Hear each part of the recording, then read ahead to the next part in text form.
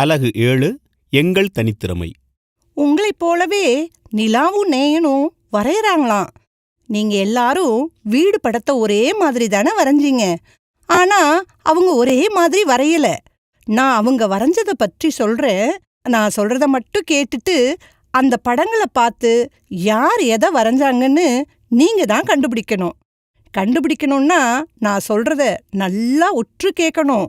யார் கண்டுபிடிக்கிறீங்கன்னு பார்க்கலாமா?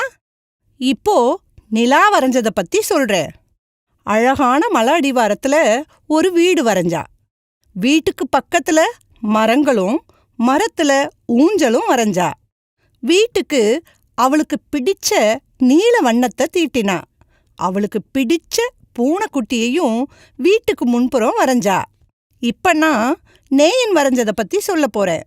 ஒரு ஆறு வரைஞ்சு அந்த ஆற்றங்கரையோரத்துல ஒரு வீடும் வரைஞ்சான். அவன் வீட்டுக்கு முன்புறம் அழகான பூச்செடிகளையும் அவனுக்கு பிடிச்ச வாத்துகளையும் வரைஞ்சான். வீட்டிற்கு மஞ்சள் வண்ணம் அடிச்சான்.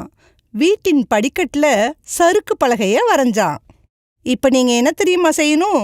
உங்க பயிற்சி நூல்ல இருக்கிற படங்களை பாருங்க. அதுல நிலா வரைஞ்சது எது, நேன் வரைஞ்சது எது, எங்க கண்டுபிடிங்க பார்க்கலாம்.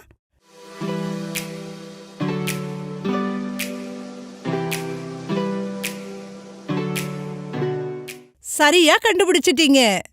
இப்போ தொடர்ந்து என்ன நடக்குதுன்னு கேளுங்க. நிலா நேயனோட தோழி கலா அங்க வந்தா. 2 பேரும் அவங்க வரைஞ்ச படத்தை கலா கிட்ட காட்டி மகிழ்ந்தாங்க. அப்ப அவங்களுடைய தாத்தாவும் வந்தாரு. அவர்கிட்டையும் காட்டினாங்க. அருமையாக வரைஞ்சிருக்கீங்க அப்படின்னு தாத்தா பாராட்டினாரு. கலாவோட முகம் வாடி போயிருக்கிறத பார்த்தாரு. கலா, ஏன் வருத்தமா இருக்க?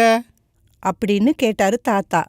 எனக்கு படம் வரையவே தெரியாது அப்படின்னு கலா சொன்னா. ஓ, நான் முன்பே உன்னை பார்த்து பாராட்டணும்னு நினைச்சிருந்தேன்.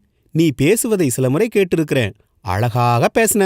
சில நாள்களுக்கு முன்பு கூட நீ படித்த கதை ஒன்றை பற்றி அழகாக விவரித்து சொன்னாய். பாராட்டுகள் என்றார் தாத்தா. கலா அமைதியா இருந்தா. நான் ஒரு கதை சொல்லட்டுமா அப்படின்னு தாத்தா கேட்டதும் கதையை கேட்கறதுக்கு 3 பேரும் ஆர்வமானாங்க. தாத்தா கதை சொல்ல தொடங்கினாரு. ஒரு காட்டுல புலி அரசராக பதவியேத்துக்குச்சு. காட்டுல இருக்கிற ஒவ்வொருவருக்கும் ஒவ்வொரு பொறுப்பை பகிர்ந்து கொடுக்க தீர்மானிச்சுது. சிங்கக்குட்டிக்கு படைத்தளபதி பொறுப்பை கொடுத்துச்சு. ஆந்தைக்கு இரவு காவல் அமைச்சர் பதவியை கொடுத்துச்சு. கழுதைக்கு என்ன பொறுப்பு கொடுக்கலாம் அப்படின்னு யோசிச்சுட்டு இருக்கும்போதே கரடி முன்னால வந்து, அரசே, இந்த கழுதை ஒரு முட்டாள், ஆமை ஒரு சோம்பேறி, முயல் எதை பார்த்தாலும் மிரண்டோடும், இவங்க எதுக்குமே பயன்பட மாட்டாங்க அப்படின்னு சொல்லுச்சு. அதுவரைக்கும் மகிழ்ச்சியோடு கூட்டத்தில் இருந்த கழுதை, ஆமை, முயல் இவங்க 3 பேரோட முகமும் சட்டுன்னு வாடிடுச்சு. தலைய குனிஞ்சுக்கிட்டாங்க. அங்கிருந்து போயிடலாமா அப்படின்னு கூட நினைச்சாங்க. அத புலியரசர் பார்த்துட்டாரு. யார் ஒருவரையும் இப்படி எதுக்குமே பயன்பட மாட்டாங்க அப்படின்னு சொல்லலாமா? அவங்களுக்கு ஏத்த வேலை எதுன்னு கண்டுபிடிச்சு கொடுக்கறது தானே நம்ம வேலை அப்படின்னு சொல்லுச்சு புலி. அப்படி என்ன வேலை தான் கொடுப்பீங்க சொல்லுங்க பாப்போம் அப்படின்னு கரடி கேட்டுச்சு. எனக்கு அவங்களோட இயல்பும் திறமையும் நல்லாவே தெரியும். ஆமை எப்பவும் பொறுமையோட சிறப்பாக செயல்படும். அதனால அதுக்கு சமையல் வேலையை கொடுக்கலாம் அப்படின்னு சொல்லுச்சு புலி. அதை கேட்ட உடனேயே தலைய நிமிர்த்தி ஆமை சிரிச்சுது. அதிலிருந்தே அந்த வேலை ஆமைக்கு பிடிச்சிருந்துச்சு அப்படின்னு எல்லாருக்கும் தெரிஞ்சுது. முயல் வேகமாக ஓடும். அதனால தேவையான பொருளை சேகரிச்சு வரவும், கழுத எதிரிங்க வரும்போது உரத்த குரலில் சத்தமா ஒலி எழுப்பி எச்சரிக்கணும் என்ற பொறுப்புகளையும் பிரிச்சு கொடுத்துச்சு புலி. முயலும் கழுதையும் மகிழ்ச்சியா தலையாட்டுனாங்க. எல்லாருக்கும் ஒரே வகையான திறமை இருக்கணும்னு அவசியமில்ல. ஒவ்வொருத்தங்களிடமும் வெவ்வேறு திறமைகள் இருக்கு. அவங்களுக்கு உள்ள திறமைக்கேற்ற வேலைகளை செய்யலாம். அது மட்டுமில்ல, நாம மனசு வச்சா திறமைய வளர்த்து கொள்ளவும் முடியும்.